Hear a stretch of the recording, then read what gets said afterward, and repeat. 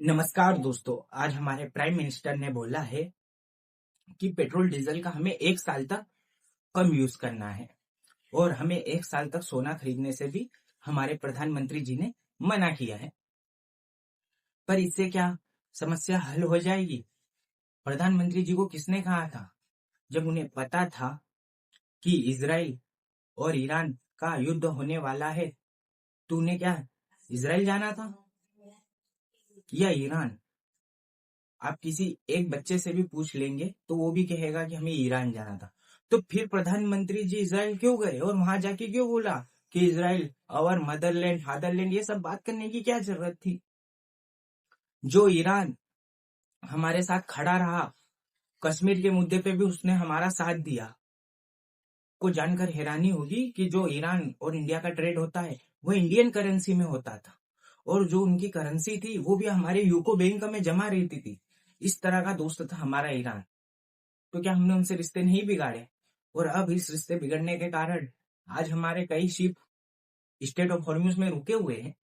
चलो वहां तक भी ठीक था, लेकिन उसके बाद पश्चिम बंगाल में होते हैं चुनाव और विपक्ष बोल रहा था कि प्रधानमंत्री मोदी पश्चिम बंगाल के समय ऐसी बातें नहीं करेंगे कि पेट्रोल डीजल के भाव कम होंगे, क्योंकि इसका साफ साफ जनता पर असर पड़ता और जनता इन्हें वोट नहीं डालती। ये सबको पता था और हुआ भी बिल्कुल वैसा ही। जैसे ही पश्चिम बंगाल में चुनाव खत्म होते हैं, बीजेपी पूर्ण बहुमत से वहां सरकार बना लेती है। उसके नेक्स्ट दिन प्रधानमंत्री मोदी जी अपने भाषण में बोलते हैं कि हमें पेट्रोल डीजल का कम यूज करना चाहिए, अभी किल्लत होगी, अभी 2 महीने हमारे ऊपर और गहरा संकट आने वाला है और जनता को रेडी होना होगा।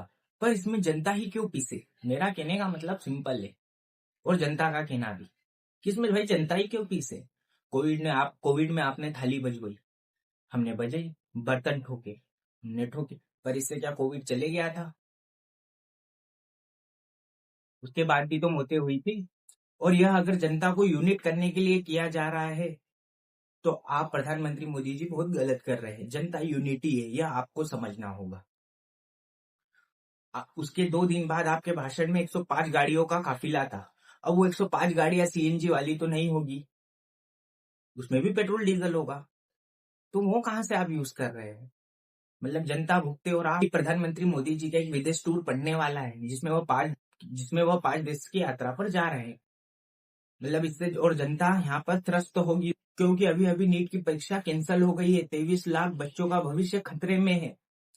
किसी की माँ ने गहने गिरवी रखे होंगे, किसी के बाप ने खेती गिरवी रखी होगी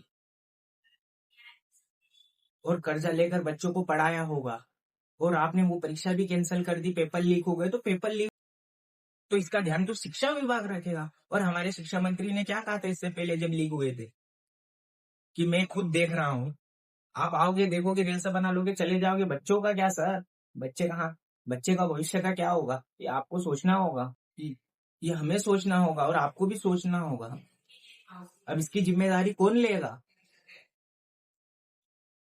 आपने तो बोल दिया, पर अब 2 साल बाद कब एग्जाम होगी, कब रिजल्ट आएगा? बच्चों के साल चले जाते हैं और समय कभी वापस आता नहीं है। इसमें कई बच्चे हैं जो सुसाइड भी कर सकते हैं, क्योंकि एक मानसिक टॉर्चर सहना बहुत बड़ी बात है। क्योंकि कोई बच्चा 2 साल लगत दिन रात एक करके मेहनत करता है और उसको रिजल्ट में कुछ नहीं मिलता है, तो सबको पता है कि हालत कैसी हो जाती है। End of the day result मायने रखता है। अगर बच्चे परीक्षा देते नहीं होता, वो कुछ मूव ऑन कर जाते, कुछ नहीं करते, कुछ फिर से तैयारी करते। पर यहाँ तो परीक्षा हो ही नहीं रही, लीक हो जाते हैं पेपर। जब भी परीक्षा होती है लीक हो जाते हैं। हमने मध्य प्रदेश में पटवारी की एग्जाम में देखा था, जिसने पटवारी जो लड़कियां बनी थी उन्हें हमारे देश के राष्ट्रपति का नाम नहीं पता था। ये हमारे देश के हाल थे। फिर एग्जाम हुई। तो ऐसा कब तक चलेगा? हमारे देश का शिक्षा विभाग के इतने बुरे हाल हो गए हैं, इस पर कोई ध्यान नहीं दिया जा रहा है। राजनीति होती है, वोट मिलते हैं, सरकार बनती है, हटती है, ये सब चलता रहेगा।